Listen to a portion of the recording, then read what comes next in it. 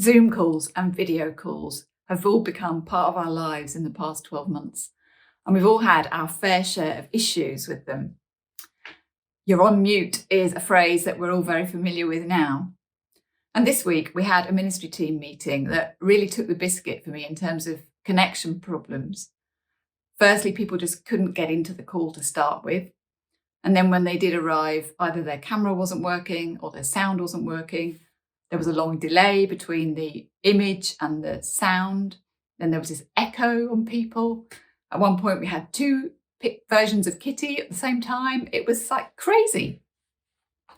And after about 25 minutes of trying to make it work, first of all on Teams and then on Zoom, we just decided to abandon it, and it was just impossible to communicate effectively. And there could be a number of reasons why that was happening. Maybe the signal around the cathedral was a bit low that day. Maybe our home Wi-Fi systems all needed a reboot. Maybe there were lots of people using the internet at that time, who knows?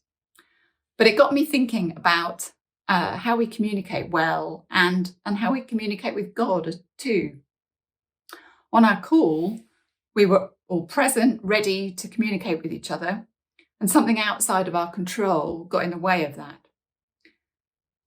Thankfully, we know that in prayer we can come to God at any time, and God is always present, always listening.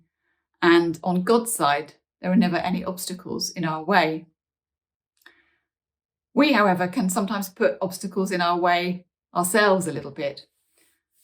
After a while, for example, we might get stuck in a bit of a pattern of prayer that we're very familiar with, but it ends up being something that we kind of go through the motions with, and it's not really nourishing us anymore. It's a bit like being on a video call where you can't see the person's face. It's kind of all right, but not great. We might need the prayer equivalent of a reboot of our Wi-Fi router in order to get reset and be more alert and attentive to God in a new way.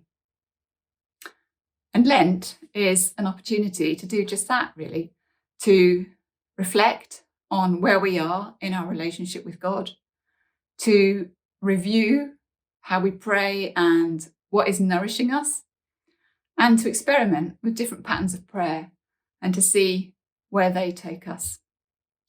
So I wish you a productive and communicative Lent.